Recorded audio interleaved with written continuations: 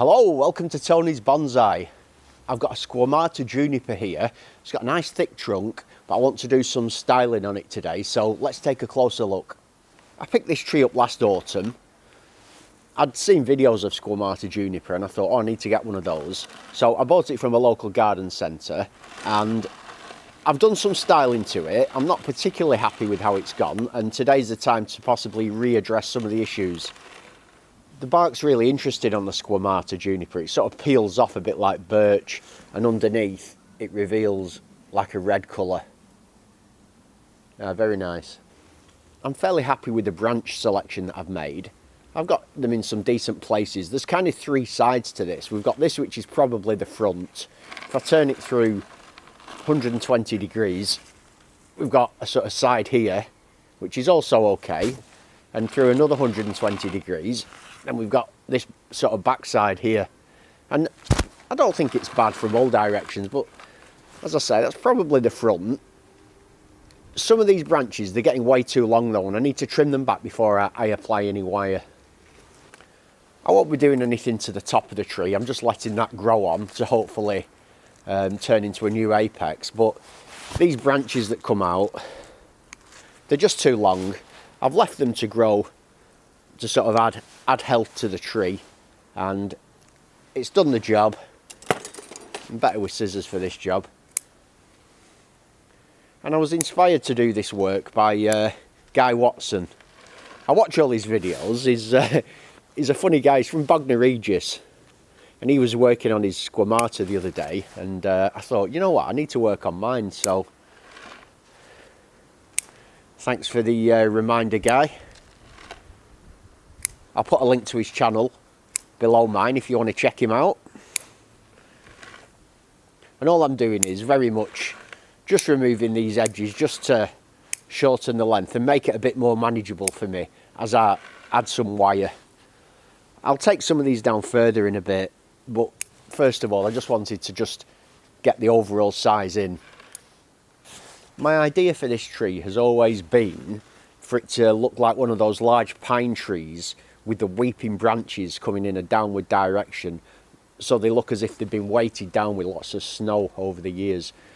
I find the Squamata to be an extremely hard, difficult to bend wood. It's really strong. It doesn't wire particularly easily, and I've wired all these at least twice since I got it, and they do spring back a lot. Before I apply any wire, I've got one major thick branch coming from the side. For some reason it's grown really healthily and thick, and it's just too big for this position of the tree. It's quite high up. It's not far off. Well, it's thicker than the apex. I mean, I could potentially cut the tree and turn that into the new apex, but I don't want to do that. And I've got another nice branch here, so this I can develop into the new branch to replace that one. That's my plan. Obviously it'll take a few years, but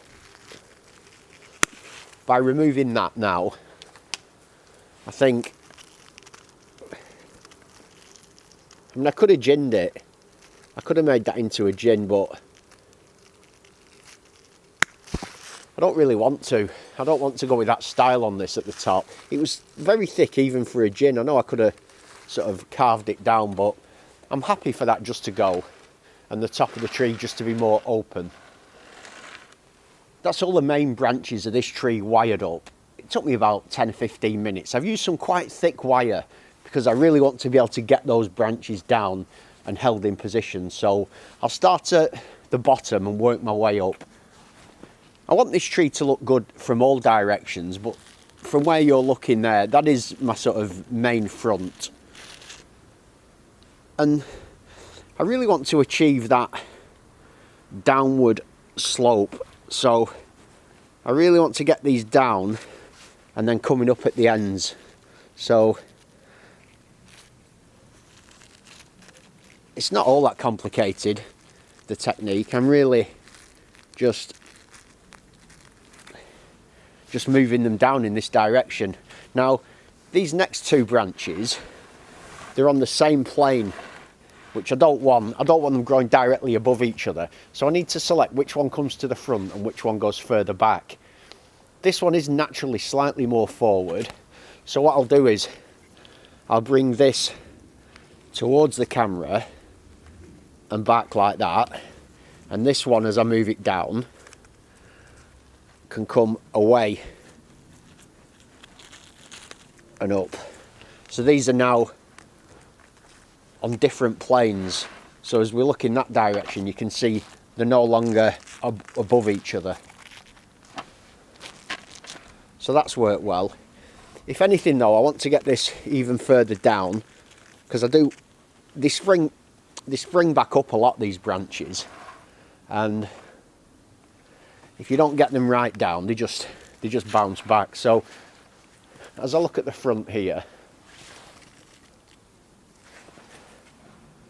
I want to get this one down, but again it's above this, so I need to decide which comes where.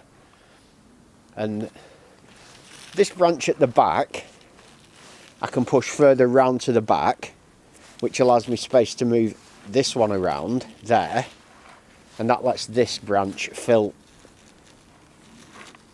this space here like that. So I've got a definite design in mind, and I really want this kind of downward weeping branch style. Before I go up to these top branches, at the back here I've got two branches, they're kind of above each other. It's hard to see really with the camera, but hopefully you can. So I want to take this one down here into this space, and this one above can go down but across, so that again they're not on top of each other.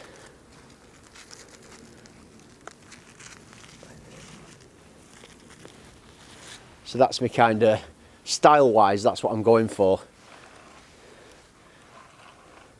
We've got a nice back branch there. Let's move the camera. This is very much at the back of the composition because we've got the front there. So before I move the back branch, this is one of the main branches that wants to come slightly forward, down filling this space.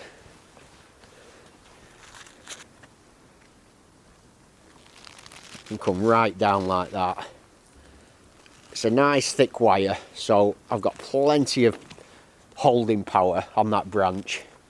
And the same with this one. This one is above, sort of above another branch below it. So again, I want to bring this slightly forward as it comes down,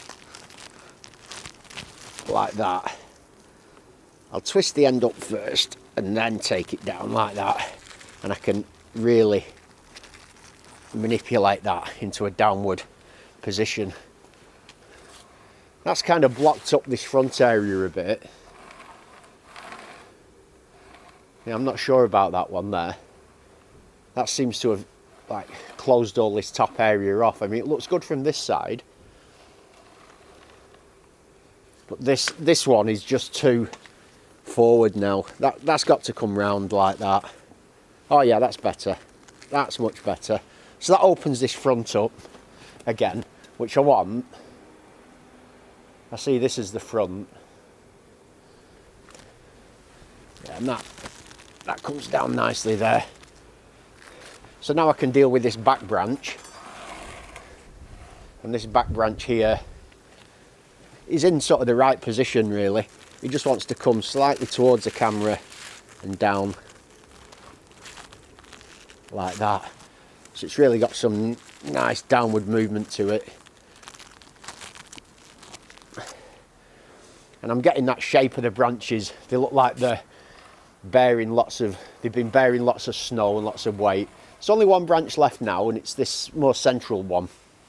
This is the only one left to be moved now, and this is the front of the tree, so it's quite important, an important branch. And I'll just take that down, and it's already in a good position. That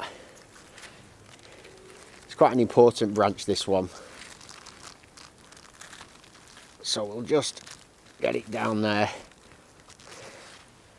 That's nice, I like that.